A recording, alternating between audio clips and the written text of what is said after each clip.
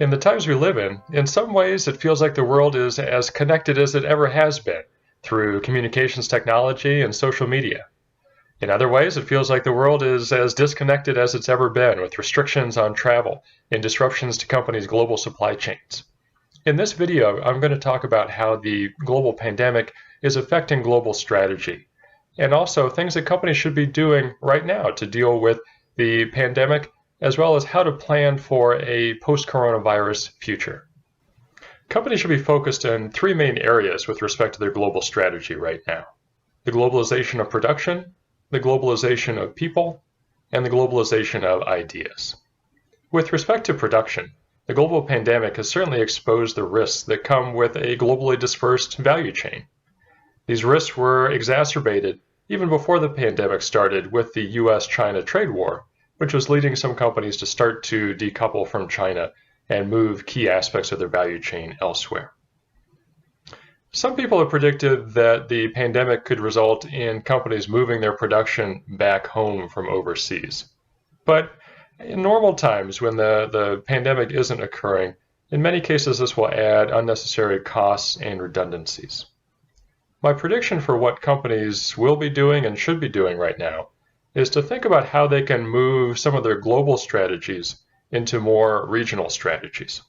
So for example, it might make sense for China to continue to be a base of production for some companies, but primarily with respect to their sales within East Asia and Southeast Asia.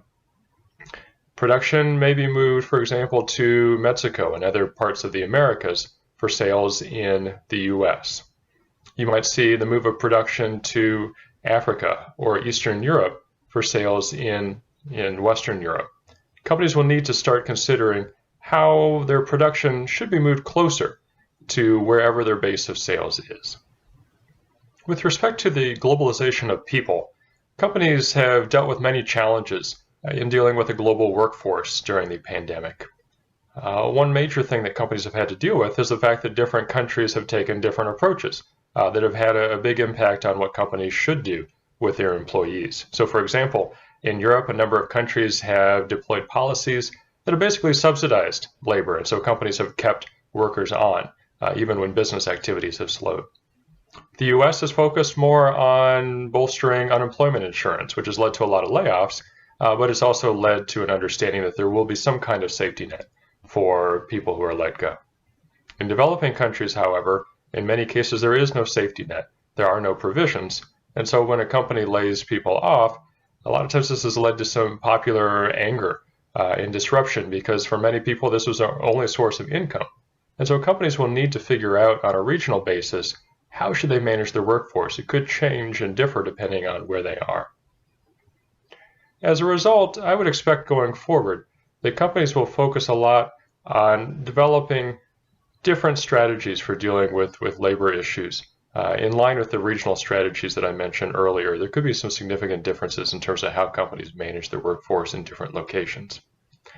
This will probably lead to a lower usage of expatriates, as fears of future lockdowns mean that companies will focus more on nurturing and developing, promoting local talent, so that people, regardless of where they are in the world, are able to manage local operations in a way that doesn't necessarily rely on people from the home office to make things run. Moreover, I think you'll have a number of people that are averse to taking expatriate assignments in the first place if they don't feel completely secure or really confident about their safety or the safety of their families. So in line with the regional strategies discussed earlier, I think that we'll start to see some retrenchment, some changes, where there'll be less of a global workforce, more of a local and regional workforce that's developed. In contrast to strategies relating to production and people, which I predict to become more regional in focus and less global, relating to the globalization of ideas, I expect that this will become more and more global in scope. Though even before the pandemic, companies were increasingly moving R&D operations all over the world, really trying to expand their global knowledge base. As we've seen, even in the early stages of the pandemic, different countries have taken different approaches. It's created a number of natural experiments, lots of opportunities for trial and error that companies were watching closely to see what they can learn from different locations around the world. And my prediction is that this will continue to increase as the world becomes less flat in many ways, and the countries will chart different paths with respect to policy, with respect to how business gets done.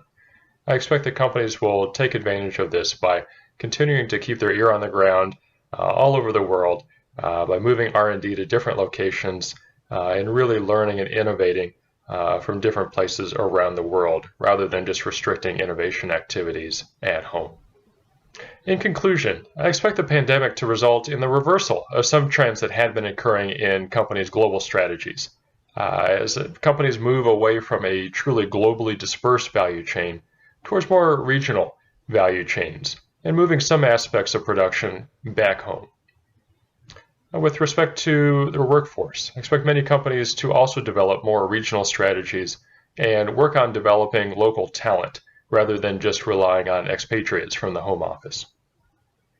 In other areas, I expect the pandemic to accelerate some trends that had been occurring in global strategy anyway, especially with respect to R&D activities and innovation occurring around the globe, as companies realize that there's more and more value in gaining information, trying out new techniques in different places around the world. There's a saying, to never let a crisis go to waste. And this really is an opportunity for companies to really reevaluate the conventional wisdom and rethink their strategies. In many ways, companies have been in a little bit of a rut with respect to how they manage their global strategies, really in the last 2 decades since China joined the WTO. This is an opportunity for companies to really innovate, really think of new ways to do business. And those are the companies that will be best positioned to survive and really thrive in a post-coronavirus future.